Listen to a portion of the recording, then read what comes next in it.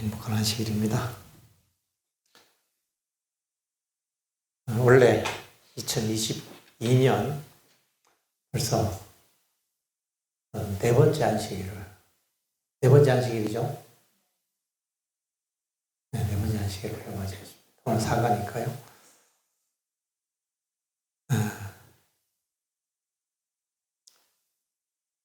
목표가 없으면 이루는 것이 없다고 했는데요.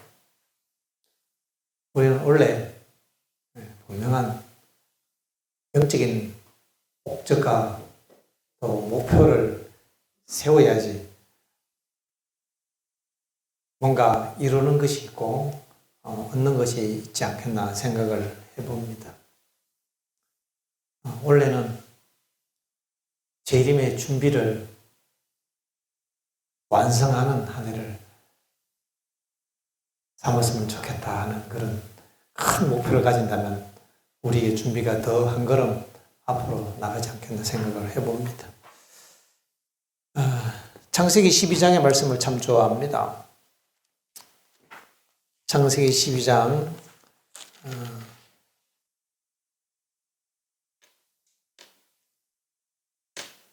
1절부터 있는 말씀입니다. 여호와께서 아브라함에게 이르시되 너는 너의 본토 친척 아비 집을 떠나 내가 네게 지시할 땅으로 가라. 내가 너로 큰 민족을 이루게 하고 내게 복을 주어 내 이름을 창대케 하리라. 너는 복의 권원이 될지라. 너에게 축복하는 자에게는 내가 복을 내리고 너를 저주하는 자에게는 내가 저주하리니 땅의 모든 족속이 너를 인하여 복을 얻을 것이라 하신지라. 아브라함의 사명은 모든 족속이 아브라함을 인하여 복을 얻는 것이 아브라함의 사명이었습니다. 아브라함 혼자 복 받아서 배부르게 잘 살고 그 가족들이 그냥 윤택하고 잘 되고 거기까지가 아브라함의 사명이 아니었습니다. 아브라함은 정확하게 자기의 사명을 이해했습니다. 아브라함을 부르실 때는 아브라함을 통해서 모든 족속이 그를 인하여 복을 받도록 하는 것이 하나님의 계획이었습니다. 우리는 아브라함의 자손이잖아요. 교과 시간에 공부했습니다. 아브라함의 자손을 위하여 주님께서 일을 하신 것입니다. 아브라함의 씨라는 것은 아브라함이 그랬던 것처럼 아브라함의 그 믿음을 우리가 물려받는 사람들이 되어야 되고 아브라함의 그 사명을 받아들이는 사람이 되어야 하는 것입니다.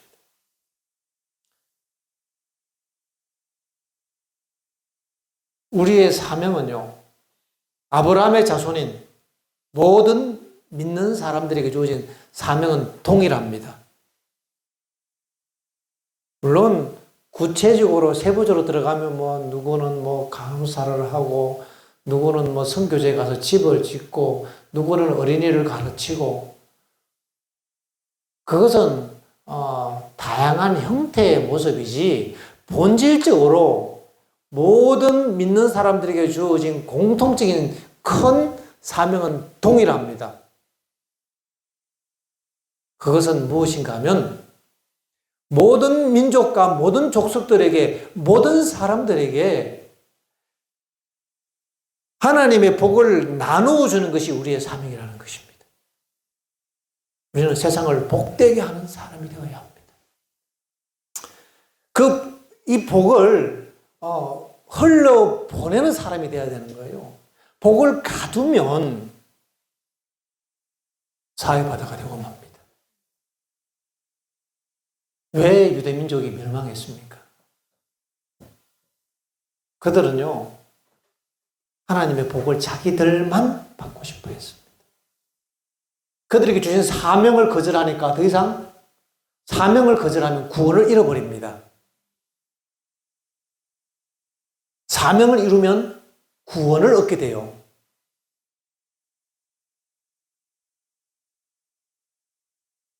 느부갓네살이 비록 이방 왕이었지만은 그의 사명을 이루었고 마침내 구원받는 왕이 되었습니다. 사명 속에는 구원이 포함되어 있습니다.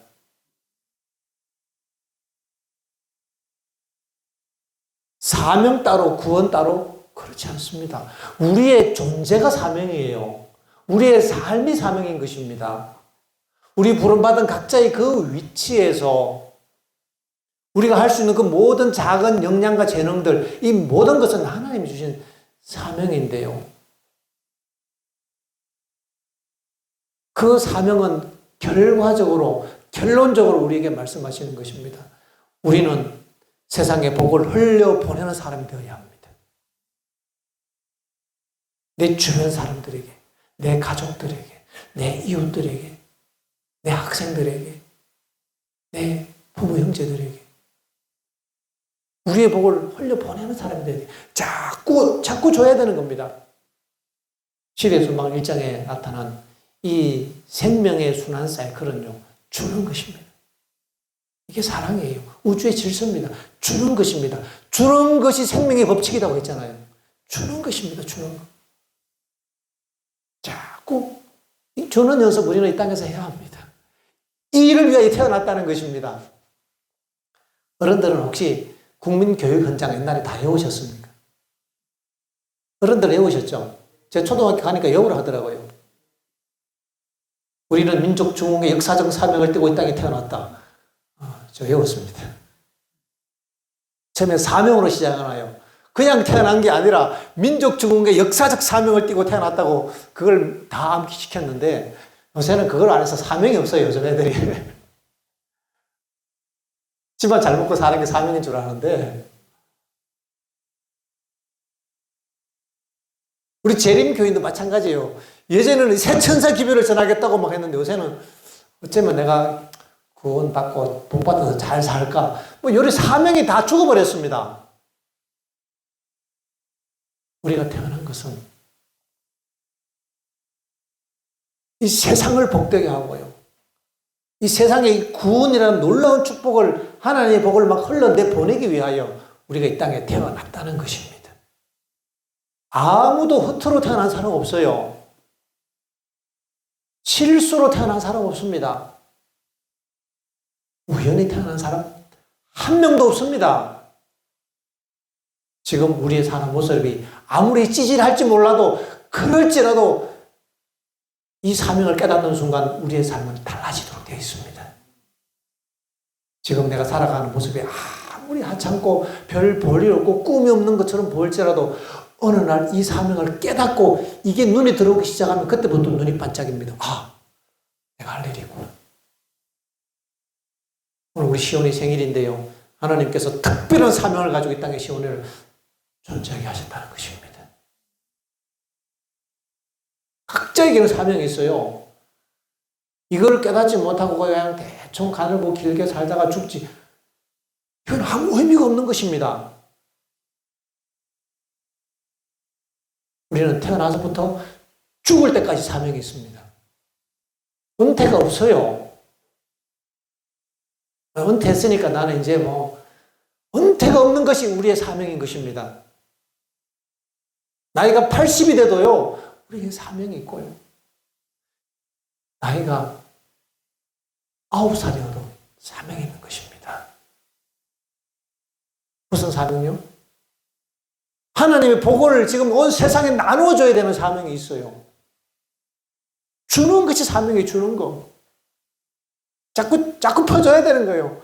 이게 우리가 안 돼서 우리는 자꾸 이 받기만 좋아하고 이게 딱 들어오면 딱 하나님의 복 받으면 여기서 딱 차단해서 쌓아두기를 원합니다. 쌓을 것이 없도록 복을 너무 많이 받아서 창고를 크게 짓고 계속 쌓아두면요, 하나님께서 이 어리석 꽉한 주고하고 그날 저에게 하나님께서 그 사명을 못 이루기 때문에 그의 생명을 거두어 가시는 것입니다. 하나님의 사명은, 아브라함을 부르신 사명은 계속 흘려보내는 것입니다. 그러면 뭘 흘려보내냐는 거예요. 뭐든지 흘려보내야 되는 겁니다. 뭐든지. 빵이 있으면 빵도 흘려보내고요. TMI가 그거 아니겠습니까? 뭐든지 다른 사람의 유익을 구하는 겁니다. 내 유익을 구하는 게 아니라. 근데 우리의 인생은 그렇지 않잖아요. 우리의 인생은 대부분 나의 유익을 구합니다. 내 이익을 따지는 것이 우리의 인생 살인 것입니다. 거꾸로 우리가 살아왔고 거꾸로 가는 세상을 우리는 살고 있는데요. 그건 우리의 사명이 아닙니다. 우리의 사명은 어떻게 하면 저 사람을 잘 되게 할까? 어떻게 하면 다른 사람을 유익하게 할까? 이걸 찾고 이 일을 위하여 살아가는 것이 아브라함의 자손, 하나님의 백성 사명입니다. 이 일을 위하여 태어났습니다.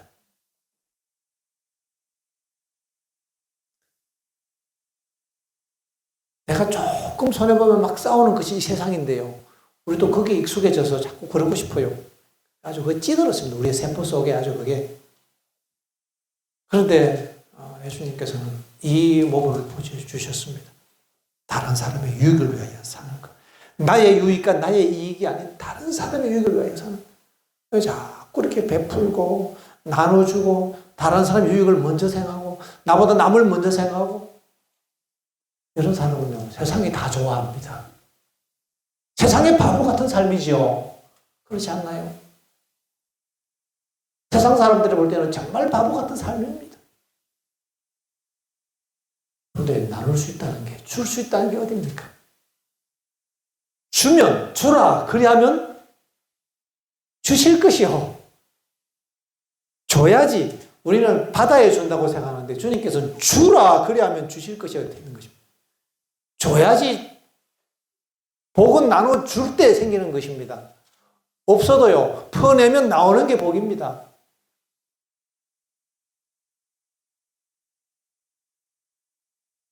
사르밧 가부가요, 그 마지막 빵 하나 이제 먹고 죽으려고. 참 그런 거 생각하면 오늘 아침에 저도 빵 먹었는데, 아유, 참 감사하다 하는 기도를 드렸습니다. 왜냐하면 지난주에 제가 이 북한 어렵게 사는 걸 제가 좀 봤거든요.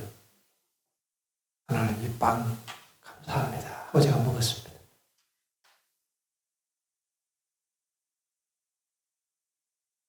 사르밧 가부가요, 마지막 빵, 마지막 잎새도 아니고 그 마지막 빵 먹고 자식들하고 둘이 앉아서 이제 이거 먹고 이제 죽자 하고 마지막 빵 하려고 이제 나뭇가지 밑에 주워다가 이제 불 떼려고 하는데 얼굴도 철판이지. 거기 가서 우리 빵 좀 나눠 먹읍시다.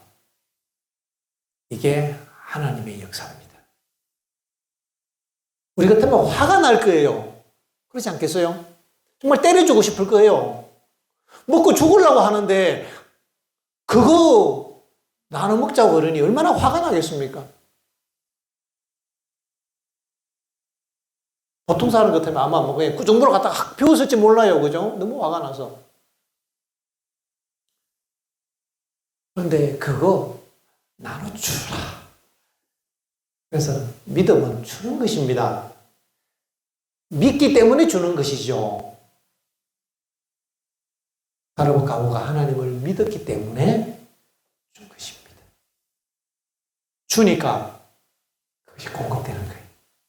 계속 채워지는 것입니다. 우리가 이 비밀을 깨달아야 되는 겁니다. 이 비밀. 이게 하늘의 자원이 공급되는 비밀인데 이 비밀을 정확하게 이해하고 깨닫고 실천하면 그때부터 삶이 수월해지는 것입니다. 사람이 떡으로 사는 것이 아니라 하나님의 말씀으로 산다. 나의 유익이 아니라 다른 사람의 유익을 위하여 이렇게. 제가 이걸 가만히 생각해보니까요, 딴 분들은 모르겠어요. 저는 거꾸로 살았더라고요. 거꾸로. 네? 거꾸로 살았어, 인생을.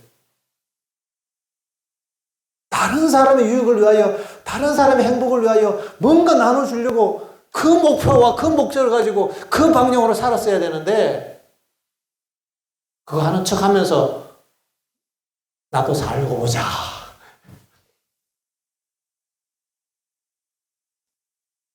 예수님의 생애를 가만히 보면요, 우리랑 다르지 않습니까? 그래서 이것을 실천하신 분이 예수님이고요, 이걸 보여주신 분이 예수님이신데 이게 하나님의 모습입니다. 하나님을 보여주기 위하여 오셔서 이게 하나님이야. 니들이 보고 싶었지? 이게 하나님이야 라고 보여주신 분이 예수님 아니겠습니까? 이렇게 살라고 아예 마음먹으면 스트레스 받을 일이 없어요. 다 주려고 하는데, 가지려고 하는 게 스트레스지, 주려고 하는데 뭐 스트레스겠습니까? 주려고 하는데 없어서 스트레스예요? 그건 아니잖아요. 그죠? 내 유익을 구하니까 스트레스지, 내 유익은 포기하고 다른 사람 유익 구하기 시작하면 그다음부터는 스트레스가 없는 게 맞잖아요. 그래서 예수님이 마음이 평안하셨구나. 거꾸로 살았구나. 세상에 복의 근원이 되어야 되는데 이 사명을 잘 깨닫지 못했구나 하면서 반성을 해보았습니다. 그래서 예수님은 봉사의 생애를 살았습니다. 봉사. 이게 봉사잖아요. 뭐 다른 게 봉사예요. 그러니까 요즘은 봉사도 자기 경력을 쌓기 위해서 대학교 갈 때요, 봉사 시간 채워야지 되거든요. 그래야지 그 가산점이 있어요. 봉사도 점수 달라고 봉사하는 시대가 되어버렸습니다. 대선 나서서 사람들한테 좀 인기를 얻으려면요, 험한 데 가서 봉사도 좀 해야 되는 거예요. 국민을 위해서 봉사하는 사람. 거기에는 기쁨이 없습니다.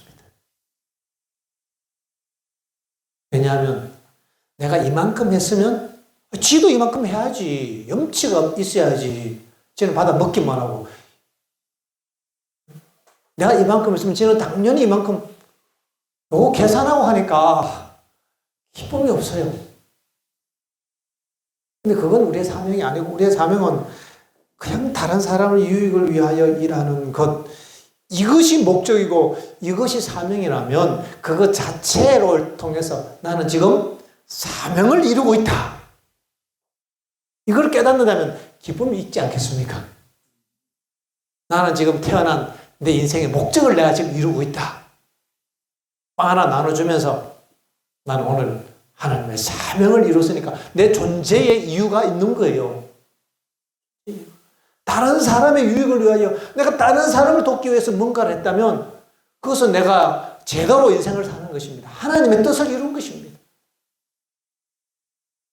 이걸 깨닫고 나면 다음부터는 이제 우리의 가야 될 방향을 다시 한번 제대로 설정할 수 있으리라고 생각을 합니다.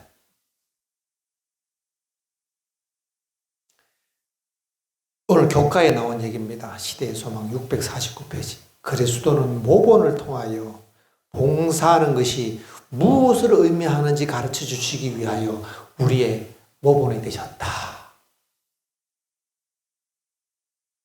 예수님의 삶은 전부가 이 삶이었습니다. 이렇게 살면 망해야 되잖아요. 다 조선이 없어야 되잖아요. 그러니 성경은 말씀으로 사는 사람은요, 기적으로 사는 것입니다.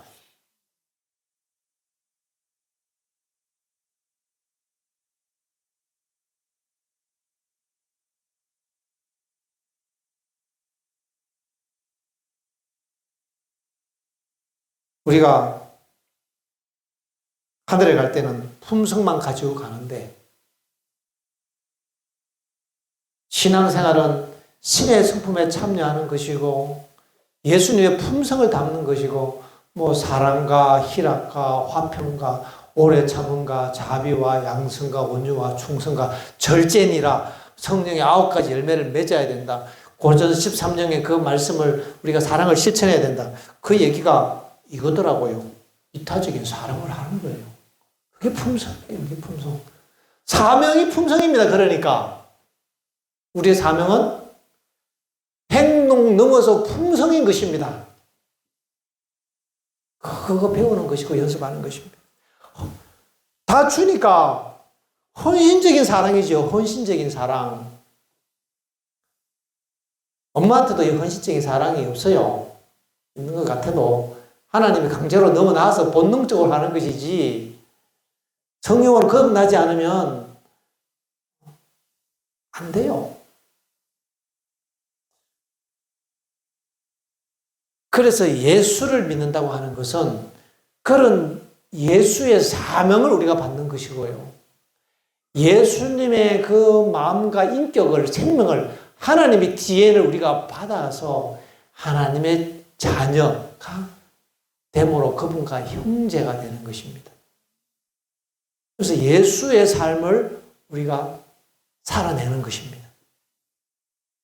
우리가 예수님의 삶을 살아내는 것이 아니라 예수님의 삶이 내 안에서 실현되는 것입니다. 나는 죽고 내 안에 예수가 사는 것입니다.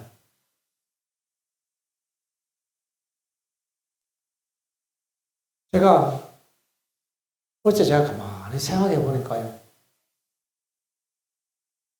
우리의 부르심은 정말 굉장한 부르심이더라고요.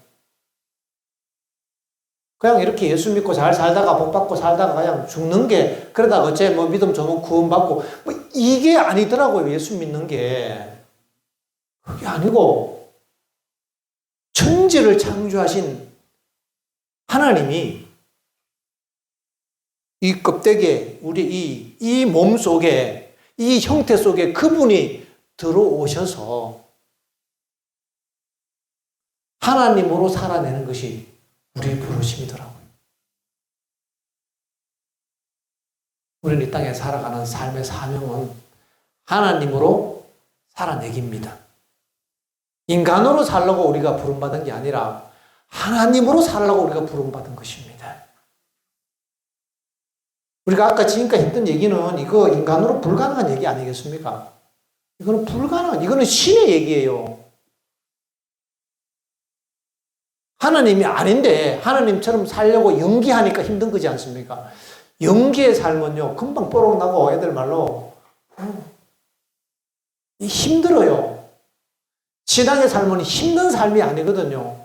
봉사에 기쁨이 있어야 되는데 기쁨이 없어요. 그러면 사랑과 기쁨과 화평이 있어야 되는데 사랑이 있는데 기쁨이 없으면 이게 성령의 열매가 발전하지 못하는 것입니다. 사랑과 기쁨이 있고 그게 마음에 평화가 있어야 되는데 그게 성령의 열매가 맺어져가는 단계잖아요. 이거는 사람으로는 할 수 없어도 하나님으로만 할 수 있느니라. 로마서 8장 3절입니까? 육신이 연약하게 할 수 없는 그것을 하나님은 하시나니.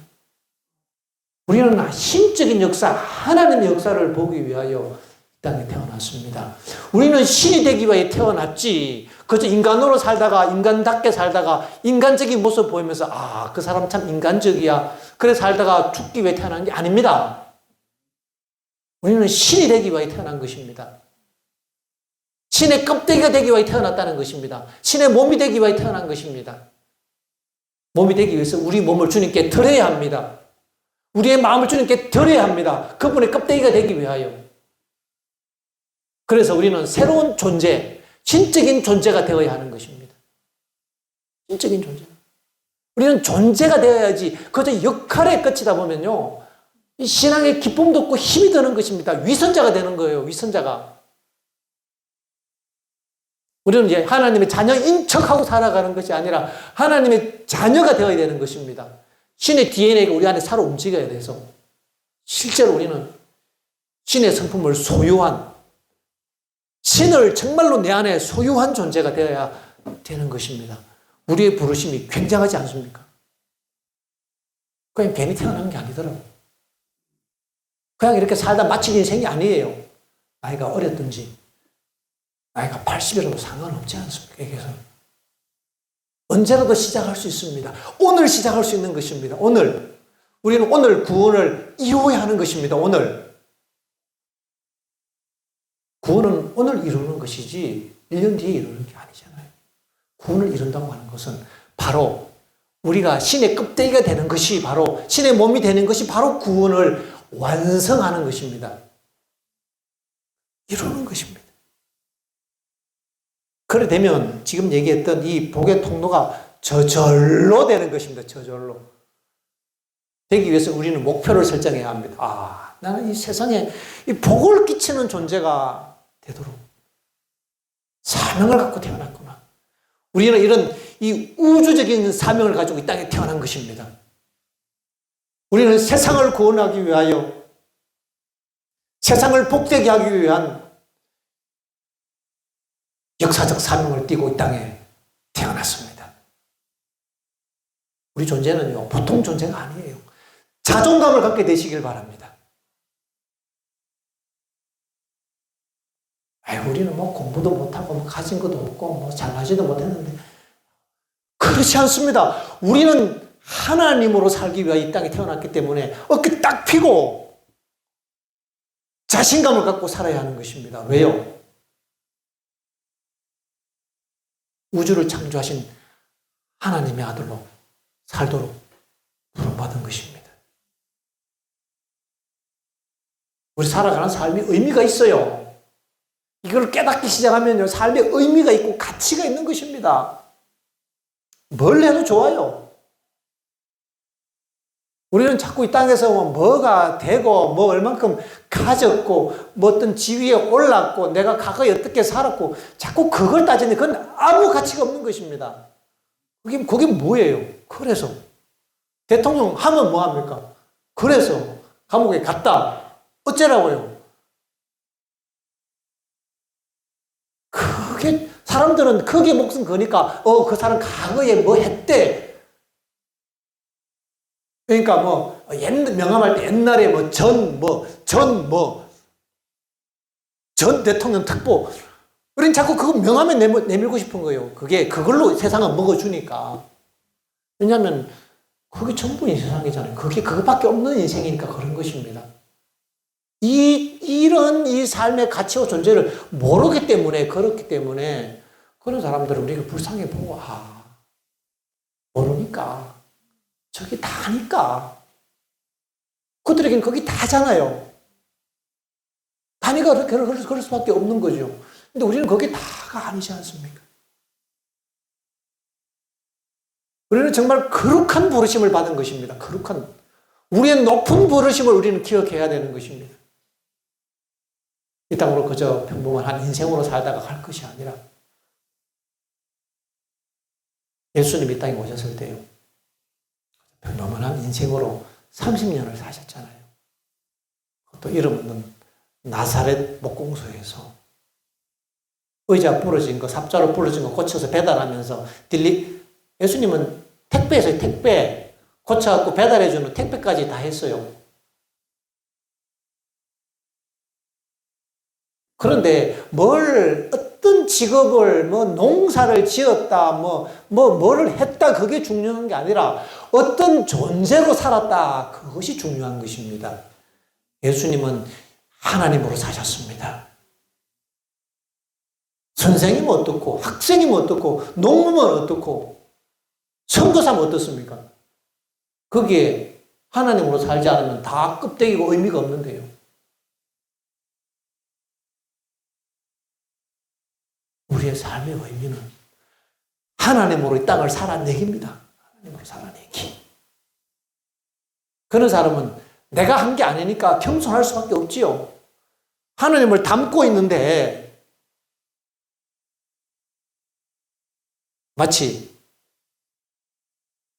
물을 잔뜩 든 컵을 들고 가는 사람이 조심조심 계단 올라와서 1층에서 2층 올라오려면 계단 올라올 때 컵에 물을 가득 채우면 뛰어오나요? 조심조심 올라와서 두잖아요. 우리 아들 보니까 물을 2개를 들고, 엄마 물 떠준다고 2개를 들고 조심조심 요리 올라오더라고요. 왜? 물 쏟아질까봐. 그 속에 물이 들은 줄 알거든요. 우리는 우리 속에 하나님 들은 줄 안다면 쏟아질까봐 조심조심 걸어야 되지 않겠습니까?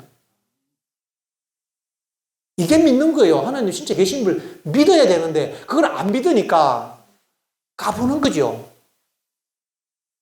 속에 뭐가 텅 비었으니까 까불어도 쏟아질 게 없잖아요. 진짜 믿는 사람은요, 진짜 하나님이 든 걸로 믿는 사람은 그 믿음을 통해서 정말 하나님이 계시기 때문에요. 그 사람은 사명이 있는 사람입니다. 뭘 하고 안 하고 중요하지 않아요. 뭘 하면 더 큰 일이고, 여러분, 더 큰 일이 없습니다. 예수님이 보여주신 제일 큰 일은 뭔가 하면 나사렛 목공소에서 30년 동안 목수한 게 제일 큰 일이었습니다. 직업에 기천이 있나요? 없어요. 사역에 뭐 중요 약한 게 있습니까? 없습니다. 중요한 것은 어떤 존재로 살아내느냐 하는 것입니다. 예수님은 하나님으로 사셨습니다. 그 일이 우리의 모본인데요. 이걸 우리가 확실히 깨닫고 용기와 자신감을 갖고 담대하게 살아야 합니다. 보통 사람으로 우리가 끝맺힐 인생이 아니고 위대한 하나님으로 살아내는 그 또 하나의 하나님이 태어나야 되는 것입니다. 또 하나의 하나님이 하나님의 아들이잖아요. 그렇지 않습니까? 하나님의 아들이라는 것은 또 하나의 하나님이 태어나는 거잖아요. 우리는 하나님의 자녀라는 얘기를 너무 쉽게 얘기합니다. 또 하나의 하나님의 아들이 태어나는 것입니다. 그러니 온 우주가 관심을 가지고 우리를 바라보는 거죠. 왜요? 또 하나의 하나님의 아들이 지금 태어나고 있구나. 이런 사람은 절대 교만하지 않습니다. 왜요? 하나님은 이런 분이잖아요. 다 흘려주고 다른 사람의 유익을 위하여 봉사하고 이타적인 사랑 헌신. 그분은 섬기는 종으로 섬기는 자로 교만에 설 자리가 없는데요. 이게 하나님이라는 거예요. 이게 하나님. 자, 겸손한 곳에 겸손한 것이 하나님의 품성이고요. 거기에 하나님의 가장 위대한 영광이 빛나는 것입니다. 가장 높은 자리는 가장 낮은 곳입니다. 그곳은 하나님이 계신 곳이잖아요. 그곳이 바로 겸손한 자리니까요.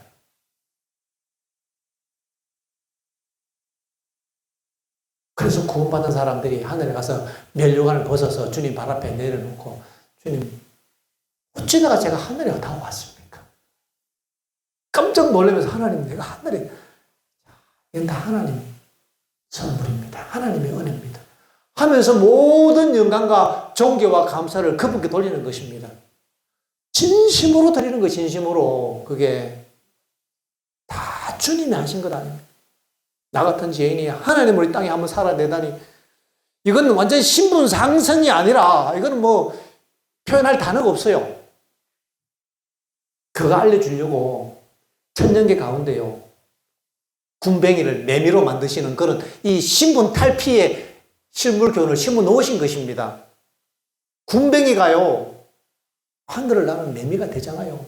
그 군뱅이가 그 멋진 장수풍뎅이 혹시 보셨어요? 우리 어린이들 장수풍뎅이 알아요? 이렇잖아요. 그죠? 코가 이렇게. 하늘소 알아요? 사슴벌레? 멋있잖아요. 그죠? 안 멋있어요? 올 여름에 많이 나올 겁니다. 가로등 밑에. 이 사슴벌레 멋있는 거예요. 걔들이요, 그 멋있는 놈들이 땅속을 기던 군뱅이였다는 것입니다. 우리는 땅을 기는 군뱅이 같은 인생이기 때문에 너 지렁이 같은 야곱아, 하나님께서 그렇게 말씀하시는 겁니다. 지렁이 같은 야곱을 부르셔서 하나님의 아들로 다시 나게 하시는 것입니다. 그래서 온 우주가 우리를 보면서 또 하나의 하나님이 태어난다. 그 껍데기가 되도록, 하나님의 껍데기가 되도록 이 땅에 우리가 육신을 입고 태어난 것입니다. 이 땅에 온 인류를 그렇게 되기를 원하셨는데 그걸 받아들이는 사람이 불가소수예요. 그걸 원치 않아요. 우리는 그래도 다행히 이거 원해서 여기 앉아있으니 얼마나 감사합니까? 이 정도라면 뭐 다 버리고 사야 되지 않겠어요? 우리 인생, 우리 소유, 우리 모든 것 다 버리고 이거랑 바꿔야 하는 겁니다. 그러니까 천사들이 이걸 아니까 바꿀 수만 있으면 지금 천사의 자리와 우리랑 바꾸기를 원한다 라는 표현의 말씀이 에너지에 있는 거예요. 그들은 알거든요. 우리만 몰랐어요. 우리만.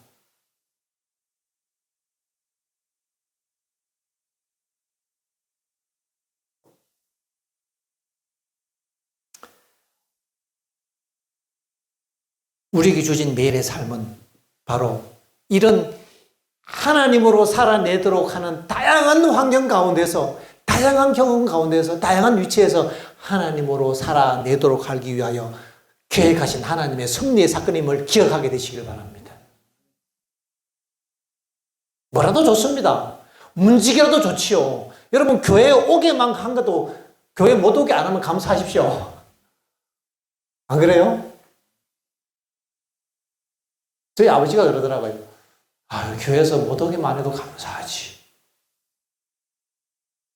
우리는 모르는데 아버지는 교회에서 못 오게 한 거 한번 경험해 봤거든요. 교회 나오지 말라고. 그 자세한 얘기 하려면 복잡고요. 그래서 그 교회 못 나오고 다른 교회, 아주 시골 교회, 저기 상주에 있는 우산교회로 갔어요. 그래서 그 마음에 상처를 가지고. 그래서 제가 결혼했습니다. 저 사람하고. 거기서 만나고 결혼했습니다. 그래갖고 또 태어나서 또 내일 또 결혼하고. 이 역사가 보통 역사가 아니에요. 쫓겨나는 것도. 교회 오라고, 교회 못 오라고 안 한 것도 감사해야 되는 거예요. 우리가 하나님께 예배 드리는 일에 끼워주는 것에도 감사하죠. 뭐라도 좋습니다. 내가 주의 전에서 봉사만 할 수 있다면, 내가 주의 전에 문지기라도 감사합니다. 감사한 거잖아요. 하나님께 예배 드리는데, 문지기면 어떡해요? 뭐 어떻습니까? 끼워만 주면 감사하지. 우리 어린이들 교회 열심히 나와야 됩니다. 기를 쓰고 교회 나와서 예배 드려야 되는 거예요.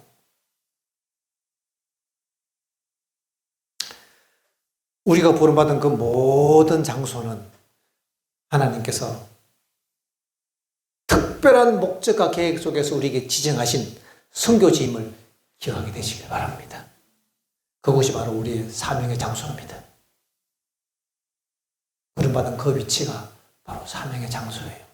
지금 여러분과 저는 거룩한 사명의 장소에 서 있습니다.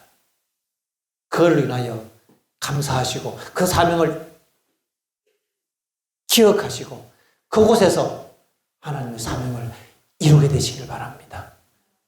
엄마로서, 아빠로서, 이웃으로서, 교회 집사로서, 또 교사로서, 농부로서 우리가 모든 사람들에게 대할 때 우리는 사명을 이루는 사람으로 예수님처럼 목조로 30년을 살아가신 그 예수님의 그 사명이 무엇을 의미하는지를 우리는 깨달아야 되는 것입니다. 모든 사람에게 주신 그것이 살아있는 하나님의 설교였던 것입니다. 이게 더 중요해. 10배나 30대 3이잖아요. 10배나 중요하잖아. 10배.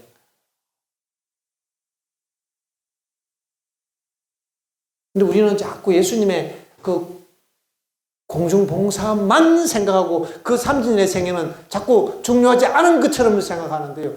이게 10배나 중요한 것입니다. 10배나. 이게 안 되면 이것도 안 되는 거예요. 그러니 이제부터는 우리는 선교사로서 선교지에서 오늘부터 사명을 이루어야겠습니다. 밥 하는 것도요, 사명을 이루는 거고, 이불 개는 것도 사명을 이루는 거고, 무슨 일을 하든 마음을 다하여 죽게 하듯 하고 사람에게 하듯 하지 말라. 이는 유업의 상을 주님께 받을 줄 알미니 이게 성경이 가르칩니다. 뭐라도 좋습니다. 뭐라도 감사하지요. 내가 움직일 수 있고, 내가 뭐라도 할 수 있는 거, 내가 호흡할 수 있고, 이 과정 속에서 뭘 하는 거예요? 신호로 살아내기. 하나님으로 살아내기를 할 수 있는 것이라면 뭐라도 괜찮아요. 그것이 지저분하고 낮을수록 좋은 것입니다. 이게 높을수록 별로 안 좋아요. 이게 낮을수록 좋은 것입니다. 왜냐하면 가장 좋은 게 예수님의 샘플이잖아요. 가장 큰 영광이 예수님의 모델에서 나왔잖아요. 그러니까 낮아질수록 좋아요. 태어나도 냄새나는 곳에 태어나야 되는 겁니다. 마곡간 이런 곳에. 예수님이 그랬잖아요.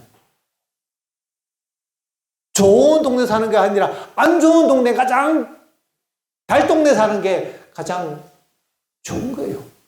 그러니 우리 모두는 지금 너무나 감사한 상황이지 않겠습니까? 너무나 감사한 상황.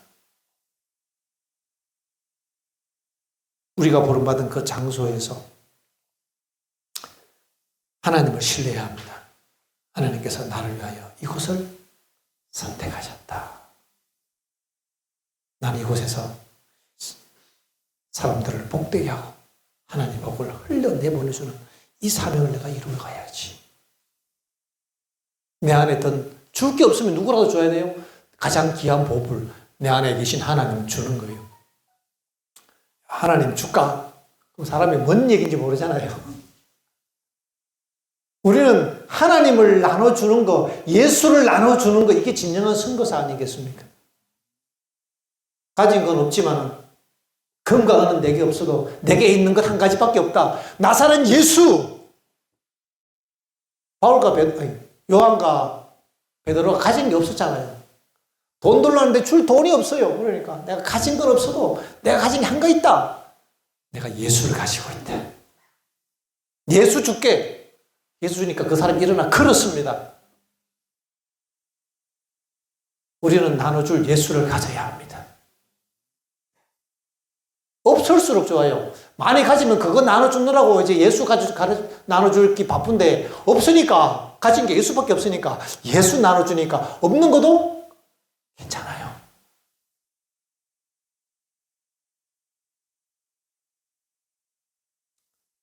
(3번에 3번입니다) God sent man. 책이 있는데요. A man인데요. 저는 A man이 아니라 God sent man, person을 얘기하고 싶은 것입니다.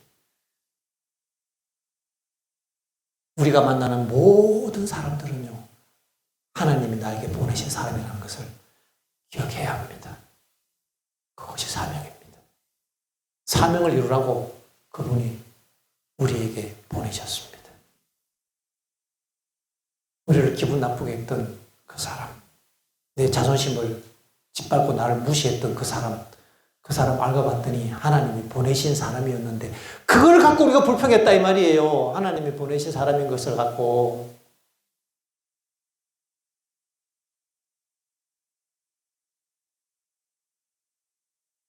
나를 절대로 인정해 주지 않고 나를 무시하는 그 사람, 하나님이 보내신 사람인 것을 기억한다면 감사하죠. 속썩이는 남편,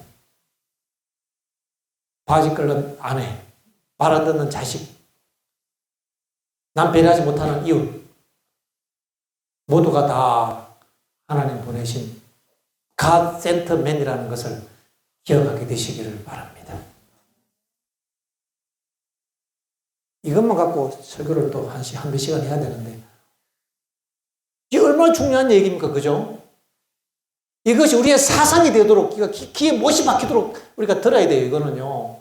그래야지 비로소 사람들 볼 때, 하나님 보내서 하는 거. 이제 그래야 생각이 나지. 아니면 원수 같아요, 원수. 그래갖고 막 화가 나갖고 막 꼭 갚아줘야 되는 거예요. 그게 원수 같으니까. 그러니 어떻게 우리가 힘들어 살겠습니까? 완전히 이렇게 개조되어야 되는 것입니다. 눈이 바뀌어야 되는 거예요, 눈이. 갈 길이 뭔데요? 마쳐야 될 시간이 가까웠습니다. 이게 오늘 교과의 내용이 이 부분 못했는데 이 부분을 이제 다뤄야 합니다. 우리가 살아가는 환경이 고난이 있습니다. 그 고난의 장소는 누가 보내신 선교제입니까? 하나님께서 우리를 보내신 것, 선교제인 것입니다. 나에게 닥쳤던 경제적인 어려움, 경제적인 손해, 또 여러 가지 인간관계 속에서의 그런 복잡하고 어려웠던 문제들. 우리는 자꾸 다른 사람을 고치려고 그래요. 나를 좀 배려해줘라. 네가 그렇게 배려 못하니까 남이 싫어하지. 그건 우리의 사명이 아닙니다. 그건 세상을 살아가는 방식이죠. 세상을 변화시키려고 하지 마십시오. 아니고 온갖 종류의 사람들을 나에게 두신 이유는 나를 변화시키기 위해서인 것입니다. 나를. 지는 안 변하고 자꾸 남이 변하래. 그러니 스트레스 받아 못 살아요, 그런 사람은요. 남은 바뀌지 않습니다. 남 탓하지 마세요. 괜찮아요. 그건 하나님이 주신 갓 센터맨인 것입니다. 갓 센터맨. 냅두고. 그냥 우리는 그런 환경 속에서 하나님으로 살아내기. 내 안에 하나님의 품성을 받고 그런 사람들에게 복을 흘려보내는 것입니다. 복을. 나를 지독히 미워하는 사람이 있거든. 자꾸 퍼주십시오. 자꾸 퍼주시면 우리의 사명을 이루는 것입니다. 나를 자꾸 인정 안 하고 무시하거든. 그 사람을 자꾸 높여주십시오. 그게 우리의 사명입니다. 말이 쉽지. 제가 설교하지만 말을 하게 하는데 말이 쉽지. 그렇게 인간이 쉬운 일이 아닙니다. 불가능한 얘기를 지금 하는 것입니다. 사람으로 할 수 없어도 하나님은 할 수 있음을 우리는 믿습니다. 우리는 믿는 사람들이잖아요. 그쯤 되면 이제 믿음으로 받아들이면 그런 조건도 감사하죠.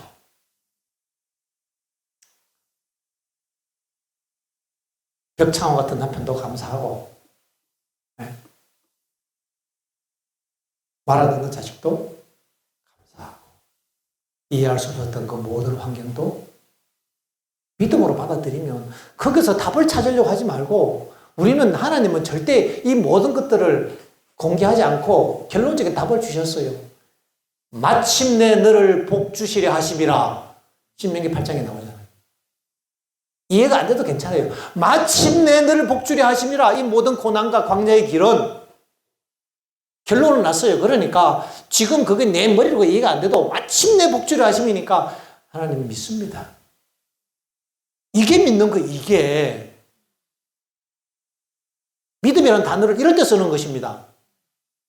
믿음은 신뢰니까 그분을 신뢰하고 주님 감사합니다. 그래 되는 것이 자아가 죽는 거예요. 자아가 죽는 겁니다.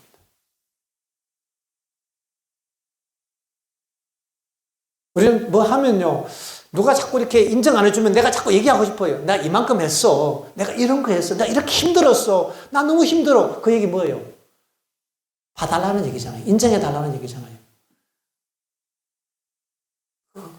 우리 자아가 죽어야 되기 때문에 인정받을 일은 그것도 내려놔야 됩니다. 인정 안 해줄수록 좋아요. 그렇잖아요. 일단 칭찬 다 받으면 하늘 가서 칭찬 받을 게 없다지 않습니까? 인정 안 해줄수록 좋으니까. 자아 죽는 거, 그게 자아 죽고 겸손해지는 거예요. 그거 배우라고 이 땅에 고난들이 허락된 것입니다. 광야의 길을 가는 것입니다. 그 고난을 통해서 완전해지는 것입니다. 이번 교회가 예수님께서 고난을 통하여 완전해졌다고 교과책에 나오는데 시간이 없어서 그거 못했는데 지금 얘기하는 것입니다. 고난을 통해서 완전해지는 거예요. 이게 행복한 삶이에요. 이게. 반대로 불행한 삶이 있습니다. 하나님 주신 고난에 대해서 뭐 하는 거예요? 그것만 바라보고 불평하는 거예요. 불안하고 걱정하는 건 믿음이 아니고요. 불평하는 것은 광야에 다 죽을 운명인 것입니다. 우리가 지금까지 살아오면서 불평 많이 했으면 나는 광야에 죽을 운명이구나. 깨달아야 합니다. 그리고는 이제는 불평 대신 믿음으로 돌아서야 합니다.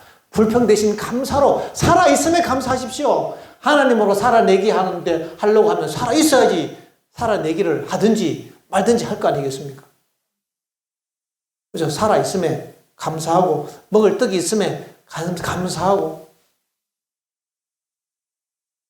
그런 사람들은요, 믿음으로 살지 않고 불평하기 시작하면요, 그 자아가 살아가 그런 것이고요. 그런 사람들은 하나님 주신 그 모든 고난이 축복이 아니라 저주가 될 것입니다. 고난이 저주지 어떻게 축복이, 그런 사람들에게는. 우리에게는 고난이 축복이 되어야 합니다. 고난을 통해서 완전하게 되는 사람들이 되어야 합니다. 이것이 예수님의 모델이에요. 우리는 그렇게 살아가야 합니다. 오늘 진도 다 나가야 합니다. 5번. 그러면 우리가 어떻게 이런 삶을 다 들었어요. 오케이, 이제 알았어. 한다고 되는 게 또 아니잖아요. 지금 아무리 막 아우, 오늘 감동받았어. 이제 잘 될 것 같아. 그런다고 되는 게 아니죠. 왜냐하면 내 힘으로 하는 게 아니거든, 이게. 내 의지와 결심으로 되는 게 아니지 않습니까? 그래서 우리는 깨어있어 기도해야 합니다. 왜냐하면 그분께로부터 내가 받아야 되니까, 받아야 사니까. 그분께로부터 말씀의 능력이 은혜에 들어와야지 그 힘을 먹고 살아가는 것입니다. 우리는 주님께 날마다 의존해서 살아가기 때문에 스스로는 아무것도 할 수 없노라 라고 하신 예수님의 고백이 우리의 고백이 되어야 합니다. 나는 스스로 아무것도 할 수 없노라. 사명은 굉장한데요, 스스로 할 수 있는 게 아무것도 없어요. 그러니 말씀을 먹어야 합니다. 말씀을 통해서 그 하나님의 생명의 씨앗이 우리 안에 공급되어져야 하는 것입니다. 하나님의 능력이, 하나님의 에너지가 우리 안에 들어와야 하는 것입니다. 그래야지 비로소 이것이 생각나고 살아내지는 것입니다. 말씀으로, 말씀이 육신이 되어 우리 안에 거하심에 우리가 그 영광을 보니 독생자의 영광이요 은혜와 진리가 충만하더라. 이 말씀이 문자 그대로 우리 안에 실현되어야 하는 것입니다. 말씀이 육신이 되어서, 이 말씀이 육신이 되어서 우리 안에 들어와서 말씀이 육신이 우리 안에 거하심에 우리가 그 영광을 보니 독생자가 우리 안에 계시는 것입니다. 거기에 하나님의 은혜와 진리와 영광이 충만한 삶이 되는 것입니다. 이런 위대한 사람이 되도록 우리가 이 땅에 태어났어요. 그게 예수님 믿는 거예요. 우리는 대단히 중요한 사람입니다. 우리 있는 이곳에서 하나님의 거룩한 뜻이 이루어지는 여러분과 제가 되기를 간절히 소망하면서 오늘 말씀을 줄이겠습니다.